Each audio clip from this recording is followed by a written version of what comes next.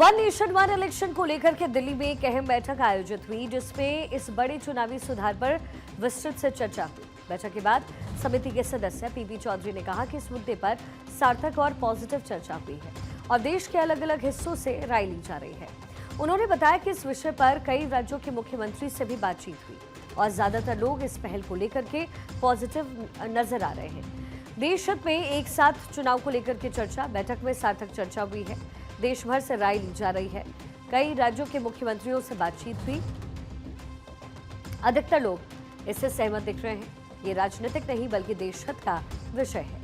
PP Chaudhary ने कहा कि वन नेशन वन इलेक्शन को राजनीतिक मुद्दे के रूप में नहीं देखा जाना चाहिए, बल्कि इसे देश हित में बड़े प्रशासनिक सुधार के रूप में समझना चाहिए।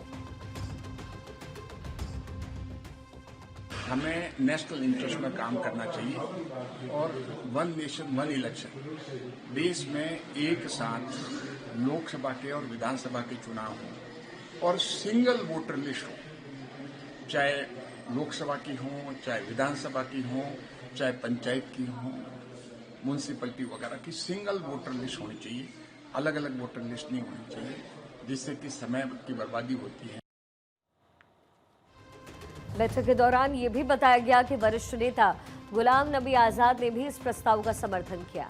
पीपी चौधरी के मुताबिक उनका लंबा राजनीतिक अनुभव इस विषय पर चर्चा को और मजबूत बना रहा है। क्या है वन नेशन वन इलेक्शन, जल्दी से आपको समझा दें। लोकसभा और सभी विधानसभा चुनाव एक साथ हो, पूरे देश में एक ही समय पर मतदान हो, हर 5 साल में एक चुनाव चक्र चले।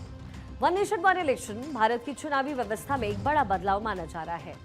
समर्थकों का कहना है कि इससे चुनावी खर्च कम होगा, प्रशासनिक प्रक्रिया सरल होगी और शासन ज्यादा स्थिर होगा।